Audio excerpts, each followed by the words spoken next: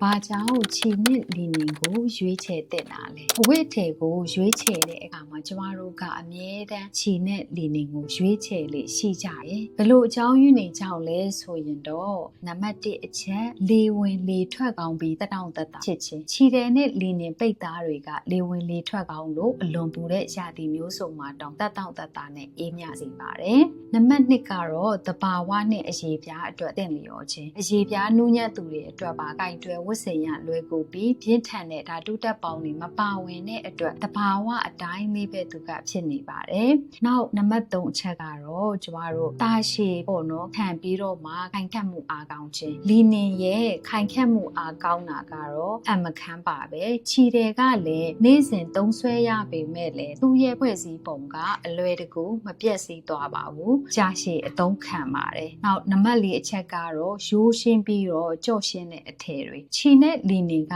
တဘာဝပုံတံလေးနဲ့အေးချမ်းတန့်ရှင်းတဲ့အစဉ်လာမှုကိုဖန်တီးပေးပါတယ်မီနီမယ်နဲ့ကုစီဆိုင်တွေအတွက်လည်းအထူးသင့်တယ်ပါတယ်နောက်ဆုံးနံပါတ်5အချက်ကတော့တဘာဝပတ်ဝန်းကျင်ညဉ့်ညမ်းစေမှုကိုမဖြစ်စေတဲ့ရွေးချယ်မှုခြေနဲ့လီနင်တွေကဘက်တီးရီးယားပိုးနဲ့သူကဆွေးမြေ့ပျက်စီးစေနိုင်တဲ့တဘာဝသစ်ပင်ကနေထုတ်လုပ်ထားတဲ့အတွက်ပတ်ဝန်းကျင်အတွက်လည်းပို့ပြီးတော့မှကောင်းတဲ့ရွေးချယ်မှုဖြစ်ပါတယ်ခြေနဲ့လီနင်ကိုရွေးချယ်တာကတို့တက်တောင့်တက်တာဖြစ်စေတယ်အရည်အသွေးကောင်းတယ်တာရှည်ခိုင်ခန့်မှုအားကောင်းတယ်ခြေနဲ့လီနင်ကိုရွေးချယ်ခြင်းကပိတ်စတက်တက်ပဲမဟုတ်ပါဘူးတို့ပတ်ဝန်းကျင်အတွက်ကောင်းတဲ့ရွေးချယ်မှုတစ်ခုဖြစ်ပါတယ်ကျေးဇူးတင်ပါတယ်ရှင်